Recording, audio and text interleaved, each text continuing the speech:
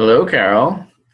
Hey, Eric. It's been a while since we've come together for making a Zoom happen, and it just seems like so much has been, for lack of a better term, like erupting in the world and sort of being disrupted, and I feel like it's kind of a perfect moment for us to come together and talk about what disruption is about, what our unique perspectives could bring to this. I know, you were just kind of somewhat recently engaging with the Dalai Lama and like learning about the reinforced message about how the Western woman will be the energy that kind of adds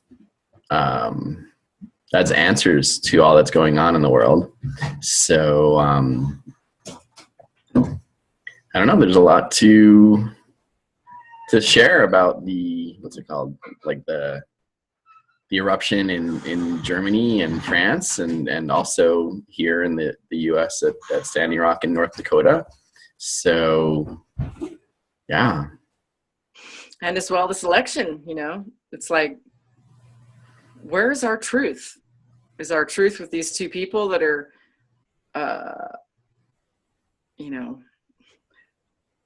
the integrity question is big on both of them. And how do we shift it to a better system where we get truthful people who can, execute good solutions versus, stuffing it in their pockets. And I think that question is such it's an interesting time because, some of your spiritual guidance, has said that that Obama was like the last true president, and maybe with these two candidates who, like no one really feels proud on either, on either side. It's not like people are fully embracing, Trump's plan. The people who vote for Trump are basically anti-Hillary, and the people who vote for Hillary are basically anti-Trump. There's not as much, cohesion, within vision, Well, I think this is what's happening to the planet. I think this big volcanic eruption of the ugliness and the greed and everything is coming to the surface and flowing over for all of us to see and decide, how do we want to move forward in this life? And isn't it time that we as, individuals decide for ourselves in a different way than what the government has, the structure of the government is now. So in my view, I think there's going to be a lot more mini uprisings of people just engaging in practices that are conscious and creating their own energetic structure, whether it's for energy off the grid or living using different types of fuels or whatever. I think people are going to just say, fuck this, and decide to do their own thing and fuck the system because the system's fucking them. Yeah. We both did you get a chance to look at the Michael Moore? Yeah. So, that was, it was he's very brilliant in how he spins, his observation and basically, even though he may not agree with or believe Donald Trump, he now understands why he might actually get elected, because there are just more people who have lost something or have felt something taken away, by the establishment than there are people who, are the beneficiaries of the establishment in a way. So, well, just like at Standing Rock, this whole thing about this pipeline, we all know that we have access to many other materials that can produce, something similar to oil and an alternative to oil. And for all of these corporations to just, cut off any alternatives so that we suck the drip of this petroleum, just got to stop. And it's our consumption that's got to change. Everything between buying your yogurt in a plastic pot versus a glass one, or your toothbrush or whatever. There's so much that petroleum is in. It's time for us to figure out alternatives so we're not dependent on this monopoly on our world. And what does that mean for, I feel like this is an opportunity for us to vote with our dollar. Like if we're not happy with the two choices at the top, to vote for, like where do we get to explore our choice, and where do we get to You mean as far as voting, or as far as your consumer dollars? Or? Well, I mean, like that's where I feel like true voting happens, Right. So what you buy, right? Exactly. I mean, everything's got petroleum in it. You're talking clothes, you're talking everything, and it can all change. It can come from other sources. Well, and I think the other interesting thing, and we didn't talk about this in advance, but just there's this assumption that we need to be a growth-based species. And we need to continue to buy more, consume more, to grow an economy, without necessarily understanding what it's doing to the planet, without understanding the total cost, the environmental cost, the emotional cost, the spiritual cost. I mean, in a way, it's sort of a blessing, and I may have said this before on video, but it may be a blessing that the folks at the Energy Transfer, partnership or whatever partners, like, we're so oblivious to like tribal sacred lands that, in a way, if they found a pathway that didn't cross over these sacred lands, like nothing would have happened in a way, and then we would have still like gone on with this consumption, this growth cycle that wouldn't have had the visibility it now has, so in a way, even that amount of the whole picture. Go ahead.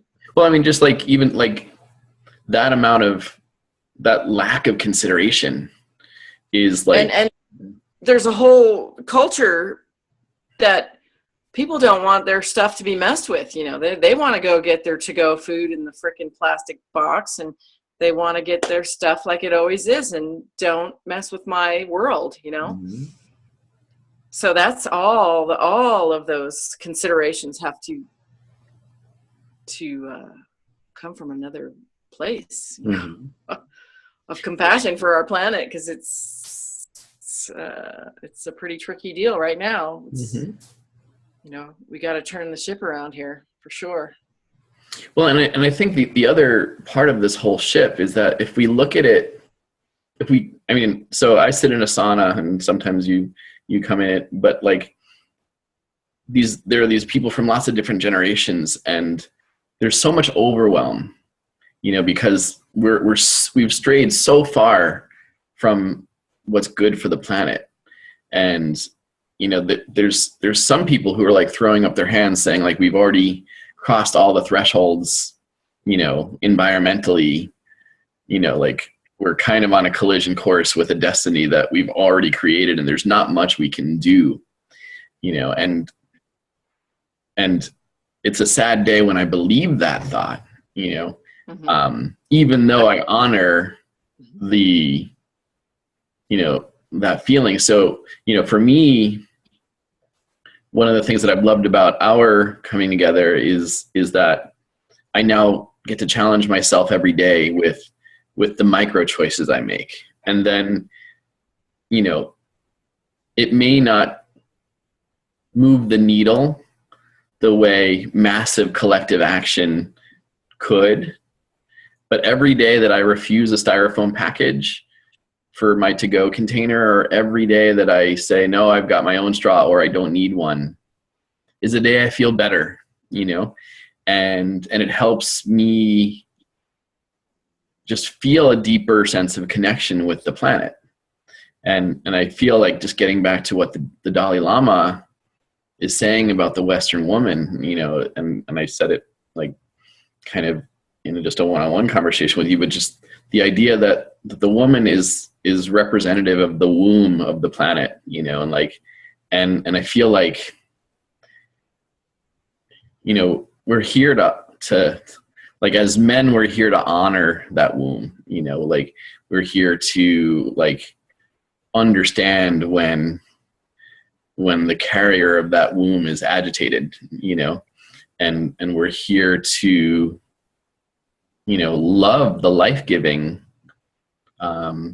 nature of the planet and the women on it. And I just feel like it's time to start caring, you know. That's exactly what the words of the Dalai Lama were, is that the women have the caring aspect. And that's really the key to the shift, is that people actually care. Mm-hmm. And it usually comes from a woman, a feminine, divine feminine, who can, you know, tune in to the caring and hear and listen to what the true message is, or what the true solution is, and get it done. Mm-hmm. in a how do you say, kind of a subtle way, in the feminine way, and it shifts, you know. I mean, you know, this other day I went and bought a toothbrush at the health food store, and I looked at all the toothbrushes in this health food store thinking, okay, I'm going to try and do the best conscious choice. And the one that I chose was the one that was made out of yogurt cups. And I thought, oh, that's really cool. And then as I thought more, I thought, but this isn't good either. I mean, this is still reinforcing a plastic item, you know. Mm-hmm. How can we do it better? You know, how can we either turn these items into the last bit of petroleum fuel that we'll use up before we change everything? Mm-hmm. Or we got to change everything, you know, we got to get that shift happening. Mm-hmm. So there's just so many aspects of how insidious this petroleum thing really is, or mm-hmm. or you know, the choices we make, or the caring, you know, how can we care more? How can we voice our views and say, hey, I think we could do better than this. Can we try a different substance making these items out of that were out of plastic? You know, mm-hmm. how could we incorporate with maybe some of the structures we already have a different chemical, or not chemical, but a natural product? Mm-hmm. And I think the other thing is, like, you know, in addition to all that is why do we need to buy so much stuff in the first place? You know what I mean? Absolutely. And I mean, you know, there were times where I was just like, why do people make their own bread when it's like 99 cents at the supermarket? And like, you know, the ingredients add up to way more, you know? Right. And then all of a sudden I'm like, now I get it. Like, making your own bread it's your own political statement, you know? It's getting back to what's good, you know, and wholesome, you know, yeah. Pure. Yeah. And so it's tough. We've weaved ourselves into this, you know, quick, fast, everything society. We get it now. And, you know, that's why we're not conscious, because we're just constantly, you know, in the future, just freaking faster, more and more, you know. Mm-hmm. And what are we rushing for? Right. You know, like, and I guess that's I mean, so like, we've got a lot of ground to cover. So like, you know, we both watched this video on this woman who spent a year without internet, you know, and, you know, even though she sort of had a cheating thing, you know, in the middle. Huh? She was kind of blogging, but through someone else. Right. So it's just that, you know, like, how do we get back to what's real and what's important? You know, how do we you know, look at each other and say like, holy cow, like I've been on a, you know, I've been rushing to do this, that, and the other thing. And like, I can't believe what I missed in just being able to look into someone's eyes or have a real conversation with them, you know, and I spent probably the first 38 years of my life, you know, on that hamster wheel, you know, thinking that there was something more, or there was, you know, there's something outside of me or outside of real that I hadn't yet gotten, you know. Well, I think that's the thing that everyone has to wake up to. It's never coming or whatever. It's now. However you are now is where it's at.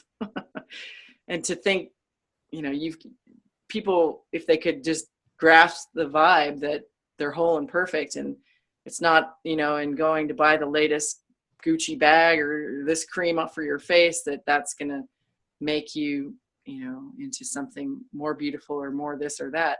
It's already what you are. It's this consumerism is just crazy. Mm. Well, it's like, it's sort of external happiness, you know, it's just, you know, I mean, they call it like retail therapy, right? You know, I mean, like how many people, you know, go out and, you know, if they don't feel heard in their household, how many people go out and just shop, you know, and right. I did it for like 10 years. Yeah. So, I mean, speak more to that. Like, what did it do for you in the moment? So as I was feeling unworthy and not good enough, I felt like, you know, maybe this would get me there. Maybe that one, or maybe, that thing there, you know, and, you know, I could show up in this nice dress at this party and maybe they'll think I'm cool, you know, I'm good enough. Mm-hmm. It was just a whole unbelievable facade that I bought into, literally. Spent thousands of dollars. And now I realize it's just not where it's at. And it's all really being satisfied inside. It's where it's all ever been and ever will be. You know? And just like that woman who dropped off let go of the internet. I mean, how beautiful is that, to not have to be validated? Oh, who liked my post, or, you know, whatever, to just literally be present in nature and with your family and making food or whatever without a distraction. It's unbelievable. And I mean, and she said, you know, I mean, the one thing that of course made me smirk is that, like, imagine what happens when you and your partner go to sleep at the same time and you're not looking at your smartphones. Like, and I feel like it's another beautiful opportunity for connection on this planet, because I feel like, you know, that's where there's been so much wounding, like that bond, you know, like I feel like that's where the waking up gets to happen the most, you know what I mean? And like, that's where you know, that's where I find myself digging in the most, saying like, you know, like, whether it means connecting through technology in the short term, but like, it's just like that level of vulnerability and surrender and like presence, you know. Absolutely. It's really why we're here. You know, all this other stuff is like, it's like, it has zero meaning. Like, if you can't look your partner in the eyes and like see the God in them and have them see it in you, like, all this other stuff is just trying to make that happen externally. You know what I mean?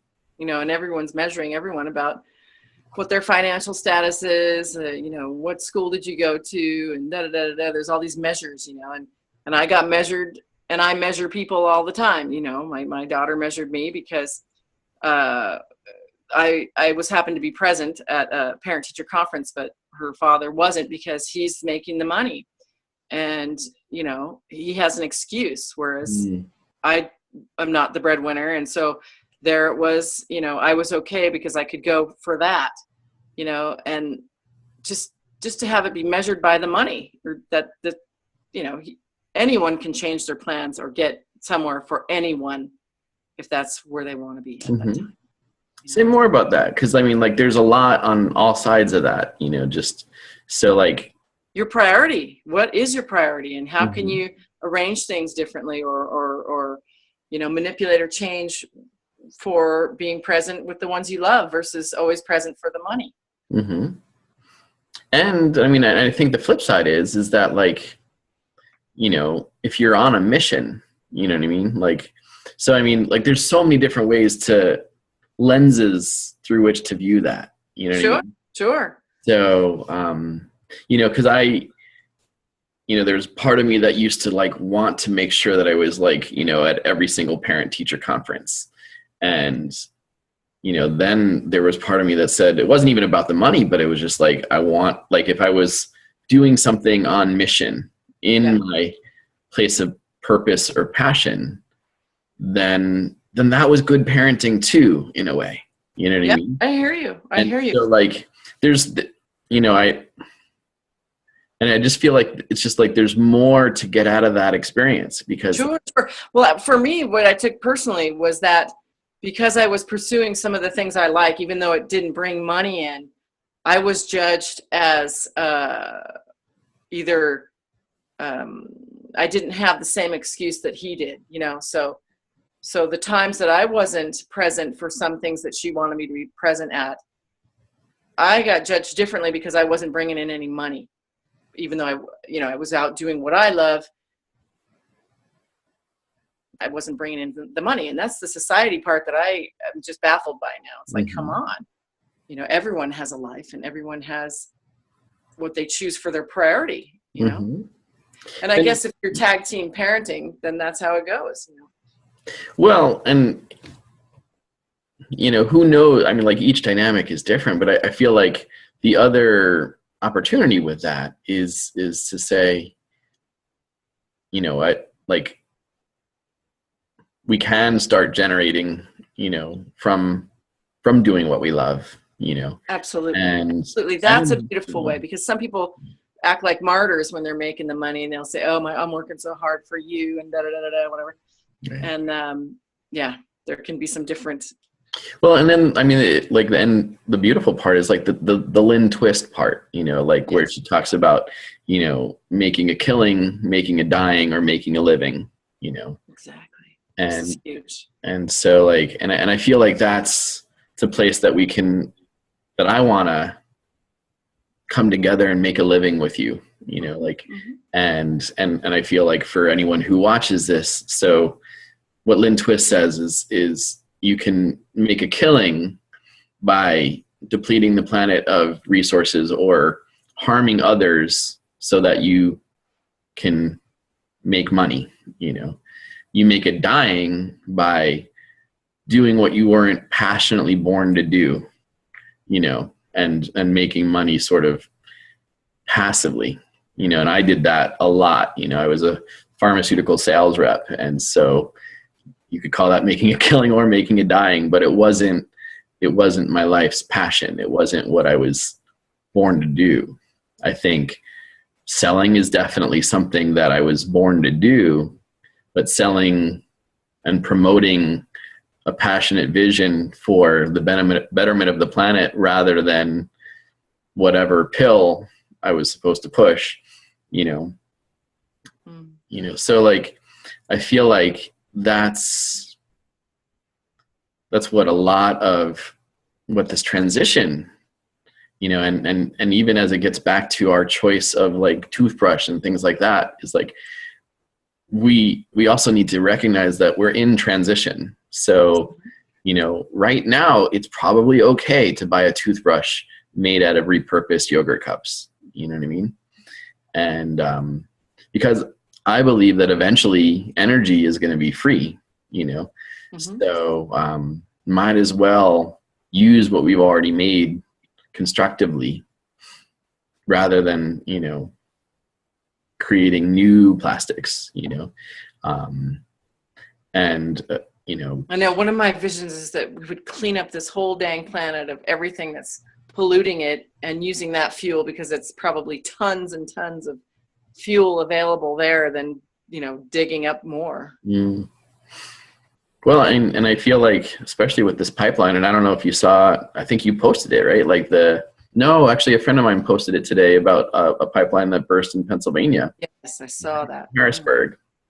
And so and my friends were gigging, like we're out as they're part of a music band that travels around the country, and they took a shower in Harrisburg, and like the water smelled putrid.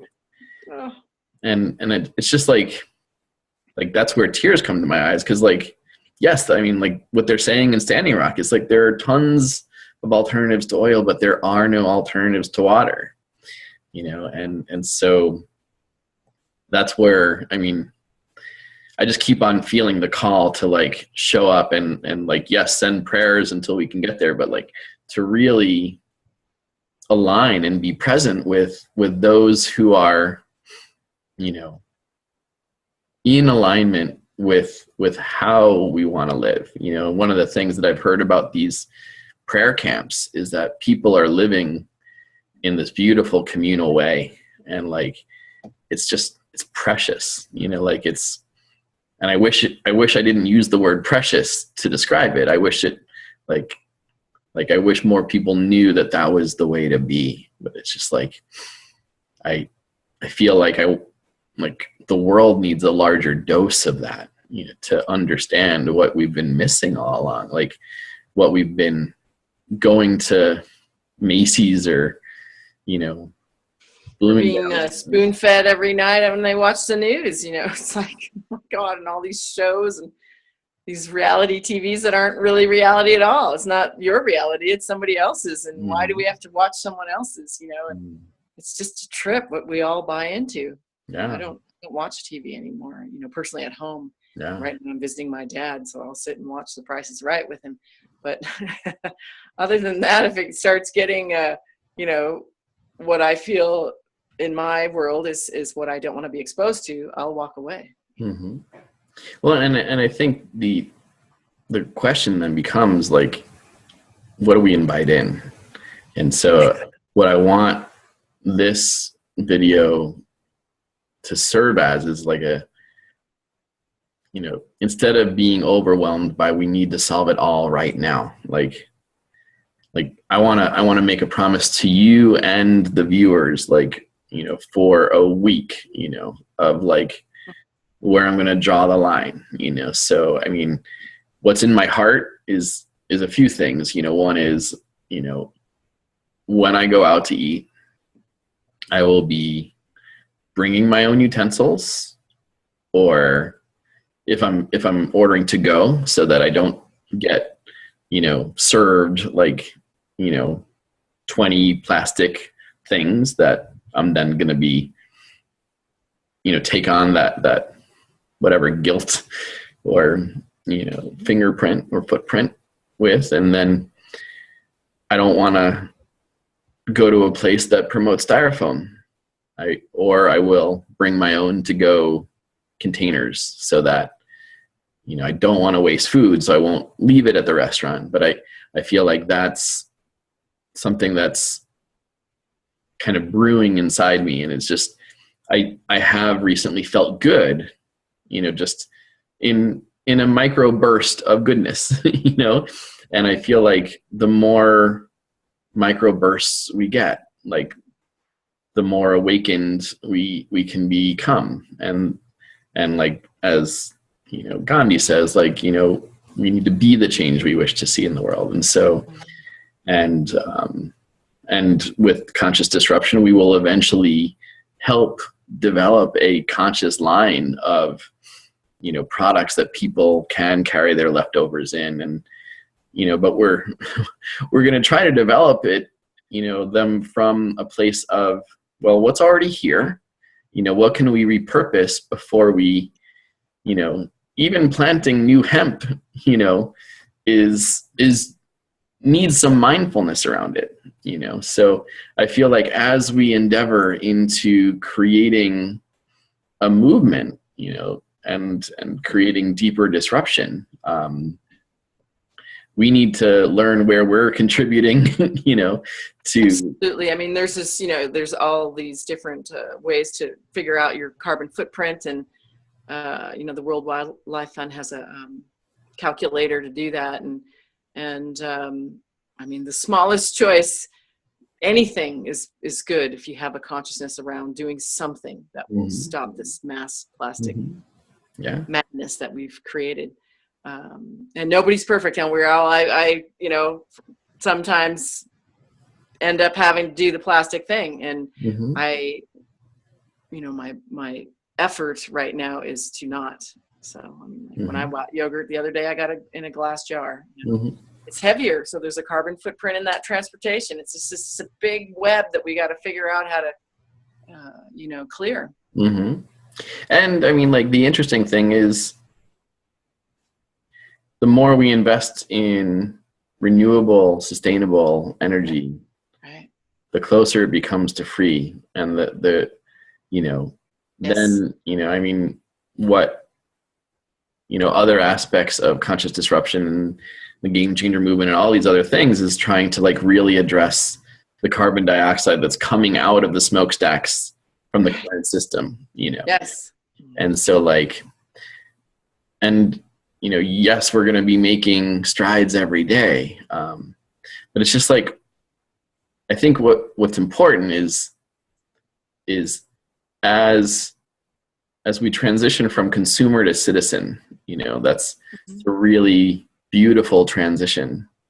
And we can do a lot of small things that will add up into, it may not necessarily move the needle on the planet in terms of petroleum consumption and all that. It will move the needle in terms of our feeling of community and our feeling of goodness. And I feel like that's the important place to start. And I feel like that's why, it goes full circle back to the Western woman, is that, like, I think the Western woman's agitated right now. I think she's, I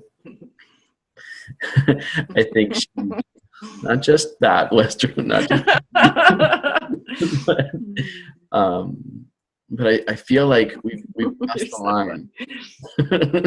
Yeah, well, we have crossed the line, and the women are pissed off. We want this, to go back to the beauty of nature, and this pollution part of it is it's got to stop now. And so, like, in a way, maybe what we need a reassurance from, specifically from the Western woman, is that, kind of much like the burn pile that we came together to address, is like, what the Western woman really wants to do is to love herself, her family, and her planet. And right now there's just so much overwhelm that she's shrieking rather than, like, singing. Absolutely. And so, like, it's incumbent on me to make room for and hold space, and hold you while you shriek, but also to, kind of ready the space. Hear the call, Yeah. That all. Well, and to just have the faith that the song is what you really want, like, you really want to just sing your song rather than yell and scream. And it's sad in a way that we've crossed the threshold to the point where all you want to do is yell and scream, and that's real. I mean, it's like the planet is screaming right now, and it's important to take note of that, and to, like, honor that scream, and to just hold the planet, so do you have for 1 week, is there anything that you want to, like, take a stand around, like, like, in your own practices that you are are just unwavering in? Like, is there? So I'm going on a trip to Cancun, Mexico, and I needed a little travel hair dryer. And I was looking at all the hair dryers, and they were all packaged in plastic, and the thing was actually plastic. And I was at this beauty shop, trying to figure out what I want a small one, and I want it to be this, and I don't want it to be in a plastic package, and blah, blah, blah. So I was asking someone, and this guy comes out, he goes, I have a new one that's in the back.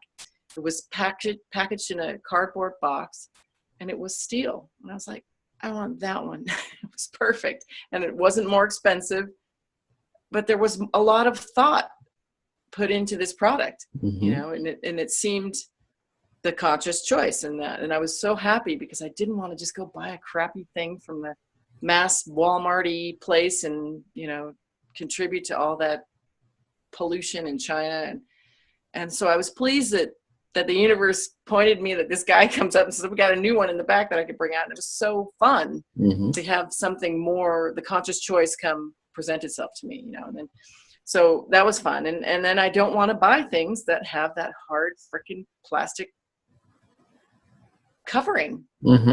I will not buy anything packaged like that now, so it's been a challenge because my dad likes all these baked goods and things because I'm staying with him right now for a week. And so when I go to the Albertsons or the store, I'm like, okay, what is in like the least disruptive packaging? So most of the baked goods are in a plastic thing that, a full-on plastic container.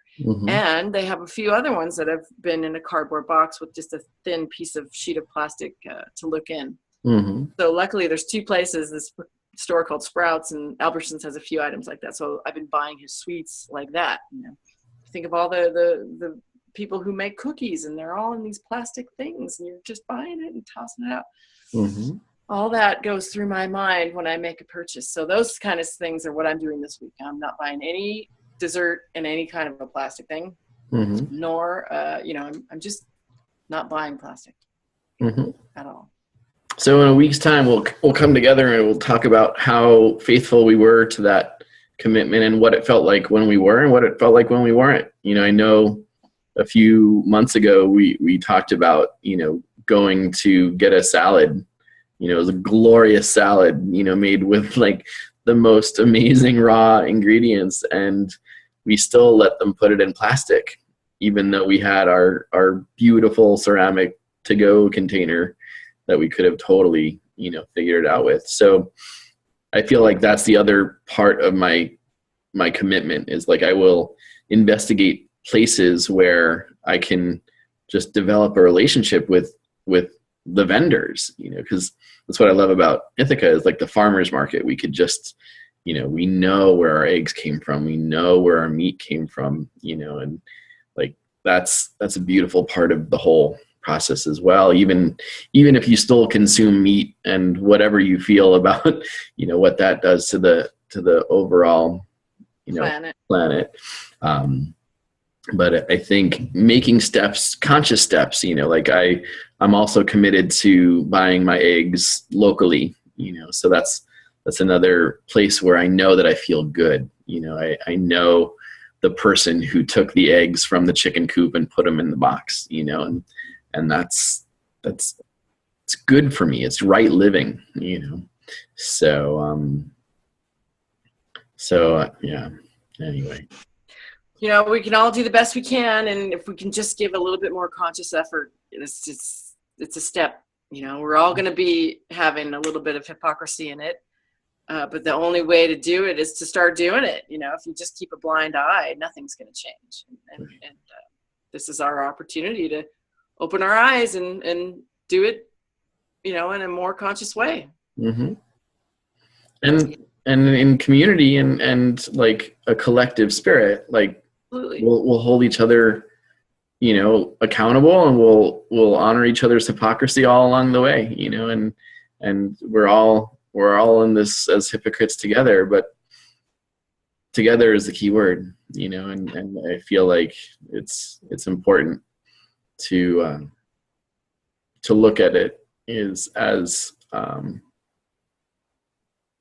there's this expression Ubuntu. Do you know that? Say it again. The expression, the word Ubuntu. which is I am because you are, and it's a really, it's powerful for me because it's just a very ancient understanding that like